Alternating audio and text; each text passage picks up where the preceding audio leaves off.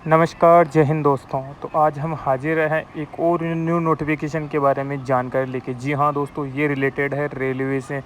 जी, vacancy आने के बाद तो हर कोई तैयारी करता है, लेकिन मज़ा तो तब आए कि हमारी तैयारी ऐसे रहे कि जॉब आए और हम निकाल दें। तो तैयार है आप ये सुनने के लिए? तो चलिए सुनते हैं। रही है बच्चों। देखिए विभाग जो होने वाली है ये कौन विभाग लेकर आएगी, तो इंडियन रेलवे ही लेके आएगी बच्चों। देखिए रेलवे में जो भर्ती होती है वो 4 टाइप की होती है। ग्रुप ए टाइप की भर्ती होती है, ग्रुप बी, ग्रुप सी और ग्रुप डी टाइप की। तो ये जो आती है बच्चों ग्रुप सी टाइप की भर्ती में आती है बच्चों, ठीक है। जहाँ पे आप देख सकते हैं टिकट कलेक्टर का काम आपको दिया जाएगा। इसी को कोई टीसी बोलता है, कोई टीटी बोलता है बच्चों, ठीक है। चलिए आगे चलते हैं और इसकी जानकारी लेते हैं बच्चों। देखिए अगर टोटल वैकेंसी की बात कर ले बच्चों, तो देखिए पहले जो ये भर्ती थी वो 8,500 8-9 पदों पे आने वाली थी, ठीक है बच्चों। लेकिन अब ये भर्ती को बढ़ाया गया है। बढ़ाने के बाद ये भर्ती को कितना कर दिया गया है, 11,587 पद के लिए न्यू भर्ती आने वाली है, जिसकी एग्ज़ाम ऑनलाइन होगी, जिसके लिए आप ऑनलाइन मोड में अप्लाई भी कर पाएंगे बच्चों। कब से अप्लाई कर पाएंगे, इसकी एग्ज़ाम कब तक होगी, आपको अभी से कितना समय है प्रिपरेशन करने के लिए, क्या प्रिपरेशन करें या नहीं करें, बहुत सारी चीज़ें हैं बच्चों जिस पर आज हम लोग अच्छे से चर्चा करेंगे, ठीक है। चलिए सबसे पहले आप इसके सिलेक्शन प्रोसेस को समझ लीजिए बच्चों, ठीक है।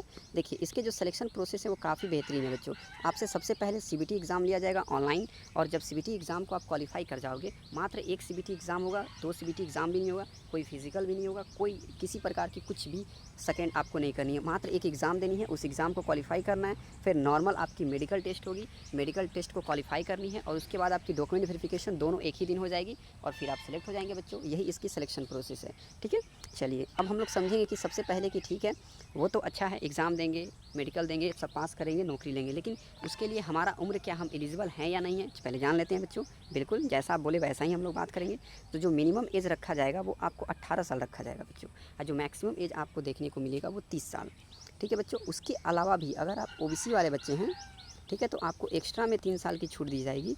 और आप एससी या फिर एसटी दोनों में से कोई भी बच्चे हैं तो आपको इसमें 5 साल की छूट दी जाएगी बच्चों, ठीक है। इसमें 3 साल की, ओबीसी में 3 साल की दी जाएगी, और एससी एसटी में 5 साल की दी जाएगी बच्चों। तो सोच लीजिए मैक्सिमम एज ओबीसी का 33 साल हो जाएगा, और इनका कितना हो जाएगा, 35 साल हो जाएगा एससी एसटी का, ठीक है बच्चों। चलिए अब हम लोग देखते हैं कि एज में जो आपको छूट वगैरह मिल गया, तो भाई एज में तो हम लोग क्वालिफाई कर जा रहे हैं, लेकिन सर क्या हम लोग एजुकेशन क्वालिफिकेशन को भी क्वालिफाई कर पाएंगे या नहीं कर पाएंगे, ठीक है। क्योंकि कोई यूट्यूब चैनल बोल रहा है कि एजुकेशन क्वालिफिकेशन 10th पास पे आएगा, कोई बोल रहा है 12th पास पे आ रहा है, तो कोई बोल रहा है कि 10th प्लस ITI पे आ रहा है।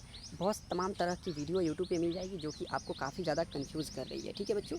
तो बिल्कुल भी कन्फ्यूज़ होने की ज़रूरत नहीं है, लीजिए आप देख लीजिए बच्चों, खुद से ही देख लीजिए, ठीक है, कि आपकी एजुकेशन क्वालिफिकेशन क्या होनी चाहिए। तो देखिए बच्चों, जो आपकी एजुकेशन क्वालिफिकेशन होनी चाहिए, सारे कैंडिडेट पास होने चाहिए, क्या, 10th 12th और डिप्लोमा। देखिए बच्चों, जो ये भर्ती निकल के आएगी ना वो अलग अलग विभाग में भर्ती आएगी, ठीक है। तो उसमें आपको कुछ बच्चों के 10th 12th इंपॉर्टेंट होंगे, किसी के लिए डिप्लोमा भी इंपॉर्टेंट होगा।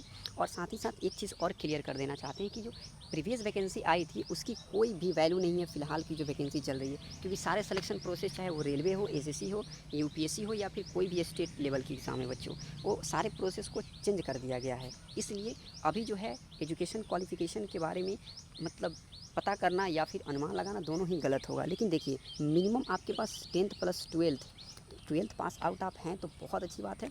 और अगर आप ITI या डिप्लोमा दोनों में से कोई एक किए हुए हैं तो सबसे अच्छी बात, नहीं होता है सोने पे सुहागा वाली बात हो गई, तो वो वाली बात हो जाती है बच्चों, अगर आप ITI या डिप्लोमा दोनों में से कोई भी एक किए हुए हैं तो, ठीक है। चलिए अब हम लोग देखते हैं कि जब आप इसके लिए सेलेक्ट हो गए तो आपको सैलरी कितनी मिलेगी। तो देखिए बच्चों, जो आपको सैलरी मिलने वाली है इसमें, ठीक है, वो कितनी मिलने वाली है, तो वो आपको मिलने वाली है, देखिए 5200 से लेकर आपको 20,200 तक मिलने वाली है।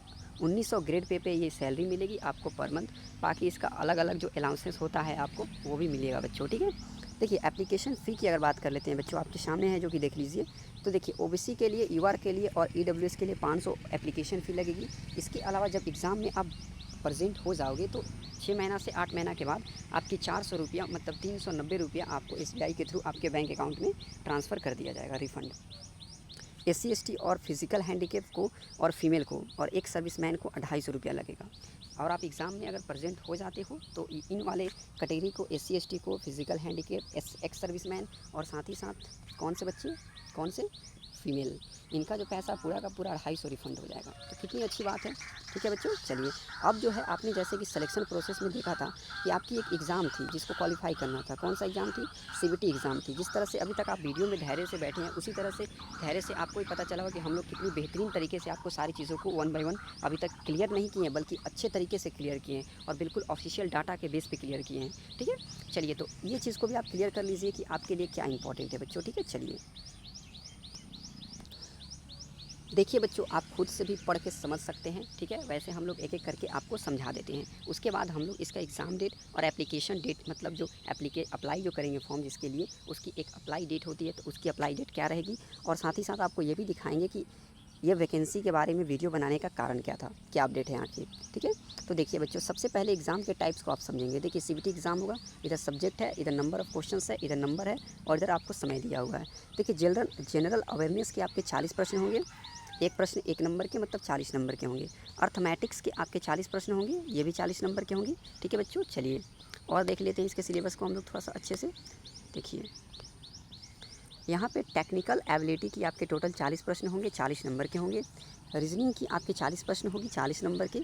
और ये जो होगी बच्चों जनरल इंटेलिजेंस, ये भी 40 प्रश्न होंगे, 40 नंबर के होंगे। टोटल 200 प्रश्न होंगे, 200 नंबर के होंगे और इसके लिए आपको 2 घंटे का समय दिया जाएगा। हो सकता है नंबर ऑफ़ क्वेश्चंस को थोड़ा सा कम कर दिया जाए और जो टाइम है, टाइम ड्यूरेशन को भी थोड़ा सा कम कर दिया जाए। 1.5 घंटे या फिर 1 घंटे का एग्ज़ाम किया जाएगा बच्चों। अगर 1 घंटे का एग्ज़ाम किया जाएगा तो सभी में से 10-10 क्वेश्चन, 20-20 क्वेश्चन को हटा दिया जाएगा और 1.5 घंटे का किया जाएगा तो 10-10 क्वेश्चन को माइनस किया जाएगा, ठीक है। चलिए आपने ये सारी चीज़ों को अच्छे से देख लिया और समझ लिया। अब थोड़ा सा आप देख लीजिए, आपकी जो नेगेटिव मार्किंग होगी बच्चों 1/3 होगी, ठीक है। चलिए अब हम लोग थोड़ा सा अप्लाई डेट को देख लेते हैं आपके लिए, जो कि काफ़ी इंपॉर्टेंट है। देखिए बच्चों, जो आपकी अप्लाई होने वाली है ये फॉर्म आपको 2024 में देखने को मिलेगी। तो आप बोलेंगे कि सर अगर ये फॉर्म 2024 में आने वाली है तो 4-5 महीना पहले आप वीडियो बना के क्यों हम लोगों को बता रहे हैं। तो भाई यही तो फ़ायदा है आपको हमारे यूट्यूब चैनल से जुड़ने का। अगर कोई वैकेंसी जैसे ही पता चलती है कि आने वाली है, हम लोग पहले ही आपको सचेत कर देते हैं, इसलिए ताकि अभी से आप तैयारी स्टार्ट कर दें। क्योंकि आप अगर स्टूडेंट होंगे, सीरियस होंगे और आपको कंपटीशन के बारे में थोड़ा सा भी नॉलेज होगा, तो आपको अच्छे से ये आइडिया होगा कि आज के डेट में उसी का जॉब होता है जो बच्चे पहले से तैयारी करते हैं, उनका नहीं जो फॉर्म आने के बाद तैयारी स्टार्ट करते हैं, ठीक है बच्चों। आप समझ गए होंगे हम लोग क्या कहना चाहते हैं आपके लिए, ठीक है। तो चलिए बच्चों, अब कुछ ऑफिशियल अपडेट्स हैं जिसको आप देख लीजिए, ताकि आपको जो है मन में थोड़ी सी संतावना मिल जाए और आपको मन में विश्वास मिल जाए। देखिए बच्चों, ये ANI की रिपोर्ट है, जो कि ऑफिशियल रिपोर्ट है, जिसमें बताया गया है कि रेलवे में बहुत अधिक पद खाली हैं। और इसमें जानते हैं खास बात क्या है, यहाँ पे जब आप जूम करके अच्छे से रीड करोगे तो यहाँ पे आपको देखने को मिलेगा कि ये ऐसे नहीं बताया गया, ये बताया कि ग्रुप ए में कितना पद खाली है, ग्रुप बी में कितना है, ठीक ना। और साथ ही साथ ये भी बताया कि ग्रुप सी में कितना पद खाली है, और लेवल 1 को ग्रुप डी कहते हैं बच्चों, ठीक है। तो group A, group B, group C और ग्रुप डी सारी चीज़ों में बताया है कि कितने कितने आपके पद जो हैं वो खाली हैं, अभी सीट कितनी वैकेंट है बच्चों। तो टोटल जो सीट आपकी वैकेंट है आप देख सकते हैं 2,48,895 सीट वैकेंट है। और रेलवे मंत्री अश्विनी वैष्णव ने बोला कि भाई हमको अपडेट दीजिए आप जल्दी से जल्दी। 31 दिसंबर 2025 तक रेलवे के कितने ऐसे एम्प्लॉय हैं जो कि रिटायरमेंट ले लेंगे, ठीक है। उतना का हम लोग अभी सीट करके खाली कर दीजिए, आप उसको अभी खाली कर लीजिए और उसको खाली वाले सीट में ऐड कर लीजिए, वैकेंट वाले सीट में। उसके बाद हम लोग वैकेंसी को निकालेंगे। तो काफ़ी बेहतरीन आपको क्या बोले, एक रोज़गार का दौर आने वाला है रेलवे के अंदर। आपके पास बहुत सारी अपॉर्चुनिटी होगी अलग अलग फील्ड में, कम से कम 3 से 4 अपॉर्चुनिटी होगी। और देखना ये होगा कि बच्चों आप किस में सिलेक्शन ले पाते हैं और किस में नहीं ले पाते हैं, या फिर आपका सिलेक्शन होगा किसी में या नहीं होगा, ये तय सिर्फ आपकी तैयारी करेगी, ये आप करेंगे। तो इसलिए बोल रहे हैं बच्चों कि आपके पास समय है, समय नहीं रहता है ना, उस बच्चे से पूछिए कि कितना ज़्यादा वो परेशान होता है कि मेरा एग्ज़ाम सर के सामने है, हमको काम भी करना है, पढ़ना भी है। बहुत सारी प्रॉब्लम हो जाती है बच्चों, क्योंकि आपको ही पता है कि आज के डेट में जो फॉर्म वगैरह होती है काफ़ी ज़्यादा ही लेट करके रेलवे निकालती है बच्चों। तो इसलिए जब आपको अपॉर्चुनिटी मिलने वाली है चुनाव की वजह से, आपकी फॉर्म वगैरह जो है जनवरी के बाद ही आपको स्टार्ट होगी बच्चों। अगर थोड़ा सा फास्ट किया जाएगा तो दिसंबर तक, नहीं तो जनवरी के बाद ही आपको कोई भी फॉर्म देखने को मिलने वाला है रेलवे के अंदर, ठीक है बच्चों। तो इसलिए आप पढ़ाई करते रहिए, डोंट लीव, पढ़ाई को बिल्कुल भी छोड़िए मत।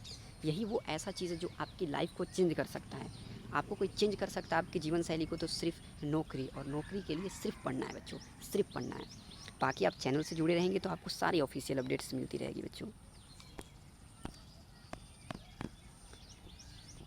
बच्चों ये भी एक अपडेट है, इसको आप देख लीजिए, और एक अपडेट ये है। तो चलिए हम लोग सारा अपडेट्स आपको दिखा दिए, आप खुद से पढ़ सकते हैं, कोई दिक्कत नहीं है, ठीक है। दोनों तीनों चारों अपडेट को, बाकी जितनी जानकारी थी आपको हम लोग को शेयर कर दिए। बाकी वंस अगेन बच्चों, आप लोग सभी को स्वतंत्रता दिवस की बहुत बहुत बधाई हो बच्चों, और देश के लिए तो खैर जान भी कुर्बान है बच्चों। तो प्लीज़ आप लोग ज़रूर झंडा को फहराएंगे, और देश का ये जो स्वतंत्रता दिवस का जो त्यौहार हमारे लिए, इससे इम्पॉर्टेंट और इससे बड़ा कुछ नहीं है बच्चों हमारे लिए। तो ज़रूर से ज़रूर आप प्रेजेंट होंगे वहाँ पे। जय हिंद बच्चों, जय हिंद।